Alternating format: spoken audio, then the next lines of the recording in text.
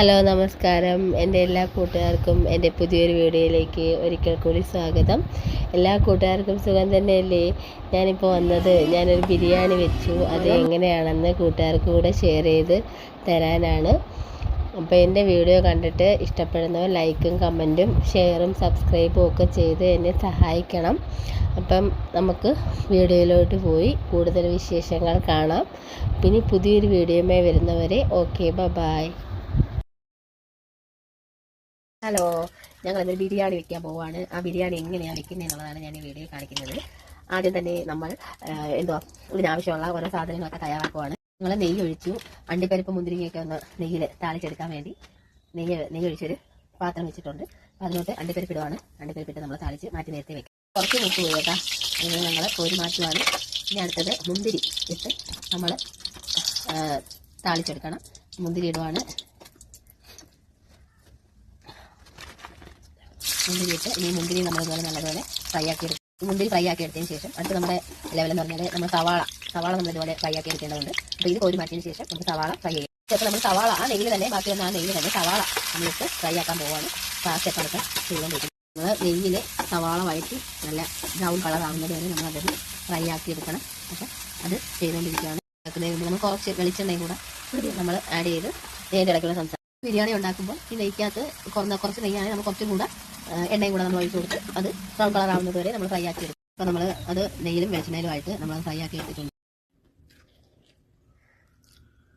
ഇനി അടുത്തതായിട്ട് നമുക്ക് ബിരിയാണി വെക്കാനായിട്ടുള്ള മസാല നമുക്ക് തയ്യാറാക്കി എടുക്കണം. അതിനായി കുക്കർ ഞാൻ സ്റ്റൗവിൽ വെച്ചിട്ടുണ്ട്.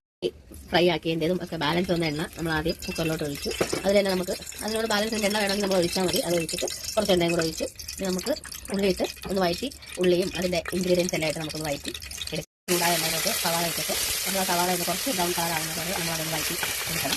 സവാള നമുക്ക് പെട്ടെന്ന് ഇച്ചിരി വഴഞ്ഞ് വെക്കാൻ വേണ്ടി നമ്മൾ എന്തായാലും കുറച്ച് ഉപ്പും കൂടെ ഒന്ന് ഇട്ട് കൊടുക്കാം. ആവശ്യത്തിന് ഉപ്പ് ഇട്ട് നമ്മൾ ആ സവാള ഒന്ന് വഴറ്റി എടുക്കണം. ബ്രൗൺ കളർ ആകുന്നത് വരെ നമ്മൾ അതിനെ വഴറ്റി എടുക്കും. ഇപ്പോൾ ഇച്ചിരി വാടിയിട്ടുണ്ട്. നമ്മൾ അതിലേക്ക് കുറച്ച് കൊച്ചുള്ളി നമ്മൾ മിക്സിയിലിട്ടേ അടിച്ച് വെച്ചാൽ അപ്പോൾ അതും കൂടെ നമ്മൾ ആ ബ്രൗൺ കളർ വരെ വഴറ്റിയതിന് ശേഷം സവാള വഴറ്റിയതിന് ശേഷം കൊച്ചുള്ളി കൂടെ നമ്മൾ കുറച്ചും കൂടെ ഒന്ന് വാടാൻ വേണ്ടി ഇട്ടേക്കണം. കുറച്ച് നേരം ഇട്ടേക്കാം.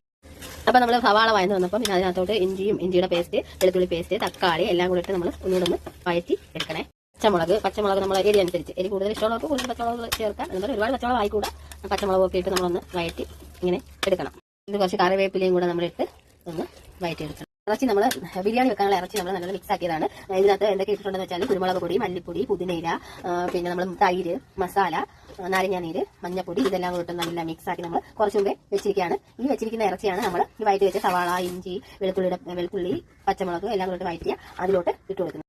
നമ്മൾ ഈ മസാലയുടെ ഗ്രേവിക്കകത്തും കുറച്ച് മഞ്ഞപ്പൊടിയും കൂടെ ഇട്ട് കൊടുത്ത് പിന്നെ മല്ലിപ്പൊടിയും മുളക് പൊടിയും മസാലപ്പൊടിയും ഒക്കെ ഇട്ട് കുറച്ചുകൂടെ ഇട്ട് അതൊന്ന് വഴറ്റി റെഡിയാക്കി വഴറ്റി വെച്ചതിലേക്ക് നമ്മൾ നേരത്തെ നമ്മൾ മിക്സ് ആക്കി വെച്ച ചിക്കൻ എടുത്ത് നമ്മൾ ഇട്ട് കൊടുക്കണം. അത് കുറച്ച് നമ്മൾ ഇട്ട് കൊടുക്കുവാണ്.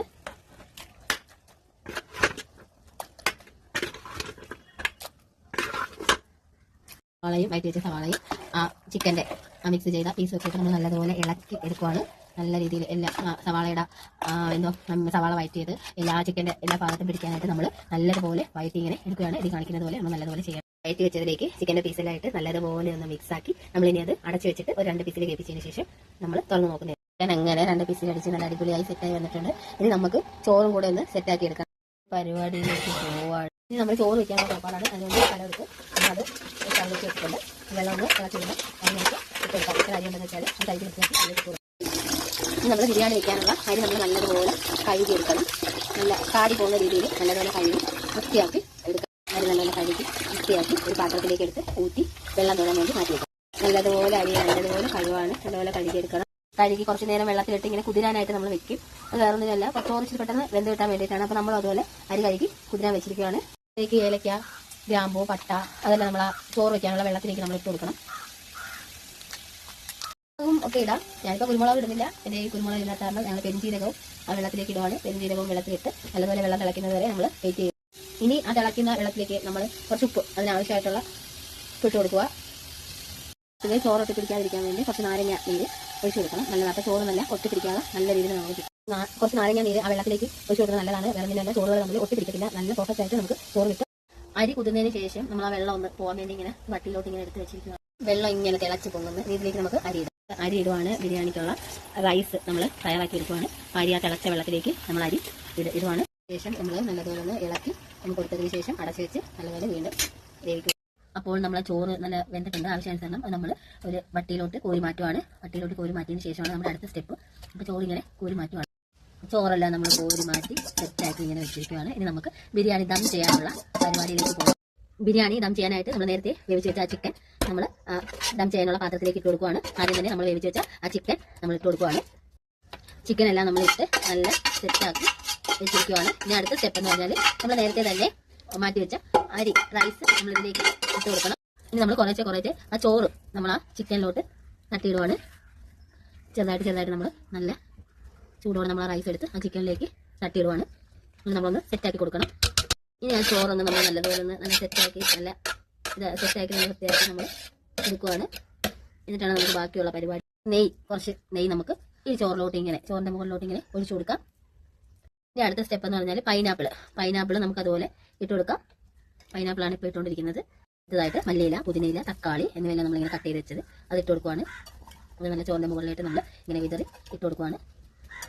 അടുത്തതായി നമ്മൾ നേരത്തെ തന്നെ ഫ്രൈ ചെയ്ത് വെച്ചിരുന്ന അണ്ടിപ്പരിപ്പും മുന്തിരിങ്ങയും സവാളയും ഒക്കെ നമ്മളിങ്ങനെ ചോറിലേക്ക് വിതറി കൊടുക്കുകയാണ്. വിതറി ഇങ്ങനെ സെറ്റാക്കി നമ്മൾ ഇട്ട് കൊടുക്കുകയാണ്. ഇനി നമ്മൾ മസാല കുറച്ച് ചോറിൻ്റെ മുകളിലേക്ക് കുറച്ച് മസാല ഇങ്ങനെ വിതറി കൊടുക്കണം. മസാല ഇട്ടതിന് ശേഷം നമുക്ക് കുറച്ചുകൂടെ നെയ്യ് ഒഴിച്ചു കൊടുക്കാം. കുറച്ചുകൂടെ നെയ്യ് ഒഴിച്ചു കൊടുക്കുകയാണ്.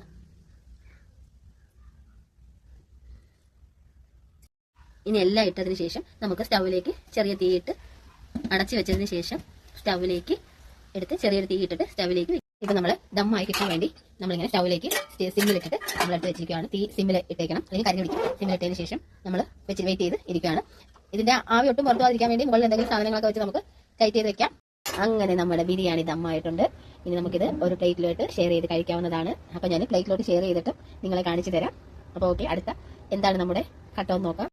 അങ്ങനെ നമ്മുടെ അടിപൊളി ബിരിയാണി ദമ്മാക്കി ഇനി ഞാനൊരു ഡിഷിലേക്ക് പകർത്തുവാണ്. നമ്മുടെ ഡിഷിലേക്ക് പകർന്നതിന് ശേഷം നമുക്ക് സെർവ് ചെയ്ത് കഴിക്കാവുന്നതാണ്. ഡിഷിലേക്ക് ആക്കുവാണ്. നമ്മുടെ സൂപ്പർ ചിക്കൻ ബിരിയാണി റെഡി ആയിട്ടുണ്ട്. നമുക്കതിന് ചൂടോടെ കഴിക്കാവുന്നതാണ്. അപ്പോൾ ഞാനിത് എങ്ങനെയാണ് ഉണ്ടാക്കിയെന്നൊക്കെ ഇതിൽ പറഞ്ഞിട്ടുണ്ട്. അപ്പോൾ ഇനി പുതിയൊരു വീഡിയോ വരുന്നതുവരെ എൻ്റെ എല്ലാ കൂട്ടുകാർക്കും നമസ്കാരം പറഞ്ഞുകൊണ്ട് ഞാൻ എൻ്റെ വീഡിയോ വൈൻഡപ്പ് ചെയ്യുകയാണ്.